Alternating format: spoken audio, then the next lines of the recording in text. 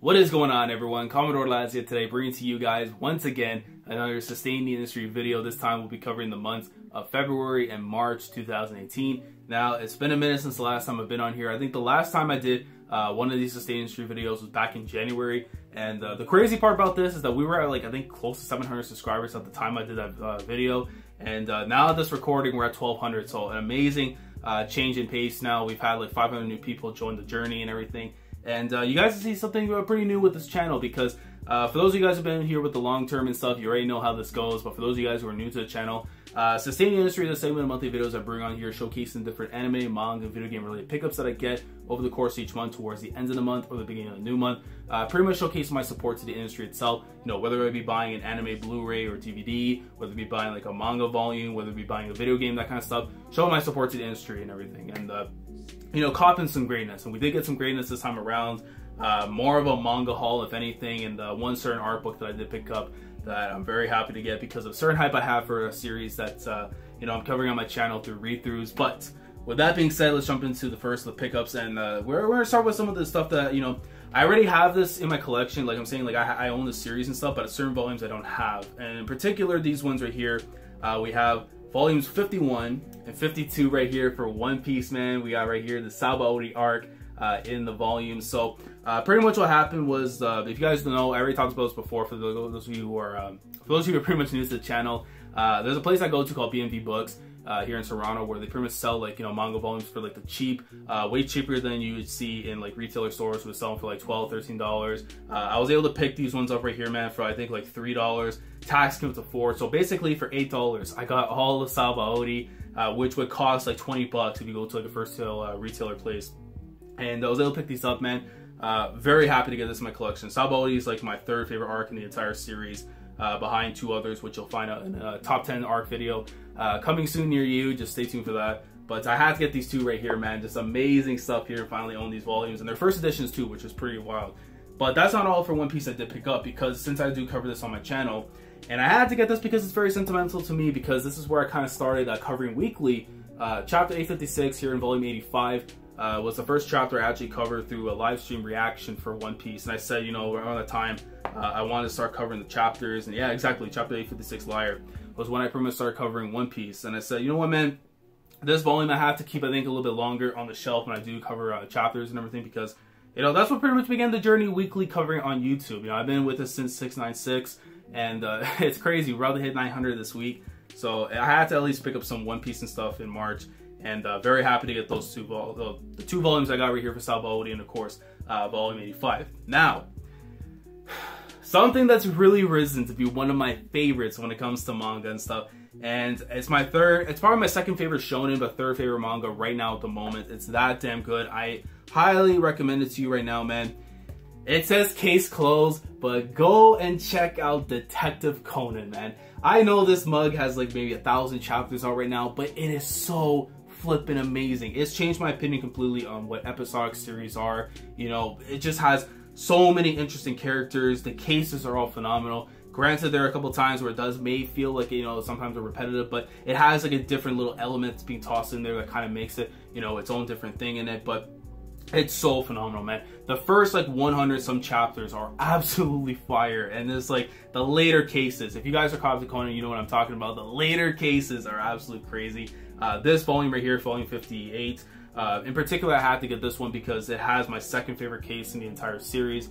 I think it's like, what, 66 volumes out right now, 94 volumes in Japan at the moment. So hopefully Viz Media, if you guys are watching this, please speed up the release dates when it comes to Conan, so that way I can own, you know, some more of the greatness, please. And yeah, man, you might be seeing more Conan volumes in these collections afterwards, you know. And yeah, go check out Conan, guys.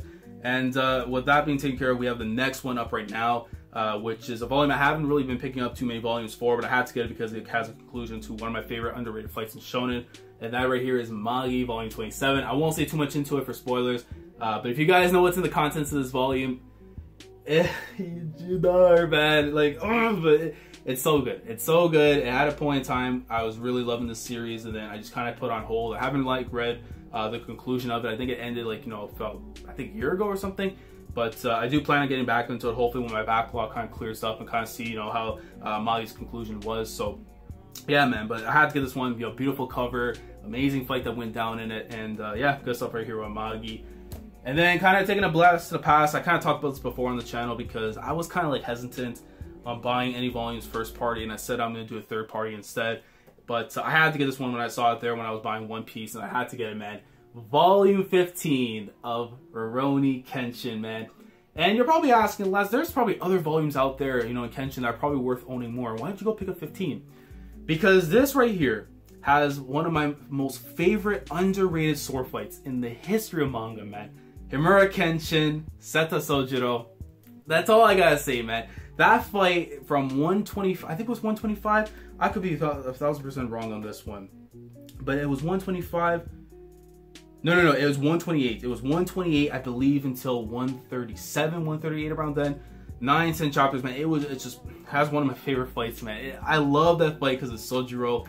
It has some of my favorite panels, backstory stuff that was going down. Just amazing stuff here, man. With volume 15 of Rurouni Kenshin, man. And just, you know, the Kyoto arc, bro. The Kyoto arc is just absolutely flames, man. And, you know, if you guys, you know, of course, you know, with the whole allegations of Watsuki and stuff, I still recommend getting into Rurouni Kenshin regardless. It's a phenomenal shonen series. Just separate the arts from the artists. And, yeah, but Kenshin out of the way. We're going into the new school now, of course, and we have right here volume 11 of My Hero Academia. Season 3 is going to be coming out, I believe, next week. So, yeah, man, I had to get this, bro. You guys already know, you know, chapters 90 onwards. This is absolute craziness, man. When this is going to be adapted in the anime. You guys know that, right? This is going to be adapted in the anime. Like, it's going to be crazy, dude. Like, man, I really do love, like, the second season a lot. The first season still felt was a little bit sluggish. But season 3, man, it's about to go in. Like, I can see definitely My Hero just blooming even more. Not even just in Japan, because it's already doing well in Japan, but even just in the West, I can see it just exploding, basically. But it's going to be greatness regardless. But, yeah, My Hero Academia volume 11. And then, we got that? Yeah, we got that. So, the next one's up right here. And I you know, it's been a minute since I got some volumes. I know I think volume 4 just came out for it recently. But we got right here, man, Tokyo Ghoul Volume 3, man. You know who this guy is, bro. Takizawa, man. It has pretty much I have now the entirety of like the early first parts of up until the conclusion of the auction arc. So definitely be awesome to reread this stuff in the volumes, which is gonna be really dope. The recent stuff in Tokyo Ghoul has just been crazy. You know, a lot of us thought the series would be ending.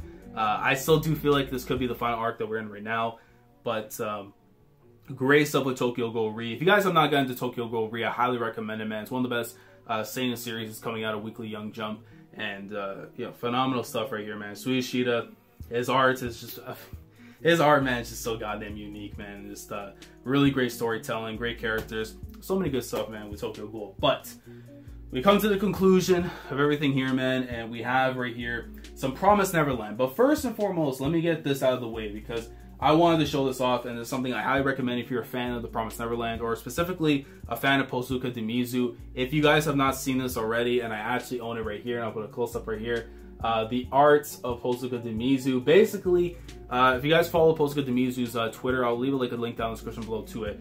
But when it comes to like her arts and stuff, and she's just incredible, man. I really do feel like one day, if she ends up finishing Neverland with Shirai and stuff, I really do feel like she can end up doing something where she can work on video games and stuff. Like, I really do feel like her art would be perfect for a video game, man. Like, I would love to show off some of the art and stuff in here, but I'd rather, you know, you guys go out your way and actually go and buy it and stuff and just see it for yourself. But the interesting thing too, and this is really dope because I didn't notice this until like after I was looking into the book, but they have this little flyer right here which like promotes The Promised Neverland because I think this is around the time when Volume 1 was coming out. But of course, man, this has like some of the most craziest panels, art that I've ever seen when it comes to manga, and just really phenomenal stuff. And Demizu, I really do hope ends up getting into actual you know, video games and stuff, video game design. I think she would just be perfect for that, you know, once Neverland concludes. But that doesn't end the Neverland hype, man. We got Volume 2 right here to conclude the haul this week. And yeah, really good stuff right here, man. We're about Volume 3 afterwards when Volume 3 comes out, and I think it's out already. I could be wrong. I think it's out already. But Volume 3, man, when that comes out, that's gonna be so fire, man, because it has some of the crazier bits that goes on in the very first arc of The Promised Neverland. I think a lot of us, you know, who are caught up to the series can definitely say that the first or second arc, basically, into The Promised Neverland is one of the best early arcs. in all Weekly Shonen Jump. It just has some amazing setup, and this is going to be here for the long term, guys. This will be here for the long term. So I'm very excited to see where things are going to go for Neverland. Of course, I cover this on my channel now through read-throughs, through Weekly Shonen Jump on the Mondays. So every 4 chapters, we're going to be here doing live reactions and stuff, or live read-throughs and that kind of thing. So if you're interested in seeing that, definitely be here on the Mondays. Next one I got scheduled up, I think it's on April 23rd. So definitely be here for that. But that pretty much concludes all the pickups that we got right here. Very manga heavy this time around. Hopefully, you know, things will change up in April, because I do have a certain series I'm going to be collecting volumes and hopefully completing around that time. But I'm interested in knowing your thoughts, guys. You know, what you guys pick up in February and March. I know it's been a minute since I've been on here, but I'm interested in what you guys picked up in the last couple of months. What you guys are planning to pick up in April. And yeah, start the discussion down in the comment section below. Let me know what you guys picked up, what you guys think of the haul that I got this time around. And I will catch you guys in April for the next Sustained Industry video. So thank you guys for coming through. Like the video if you enjoyed it. Subscribe to the channel if you guys are new here. And I'll catch you guys in the next video. So Commodore Laz signing out. Thanks so much for watching. And as always, take care.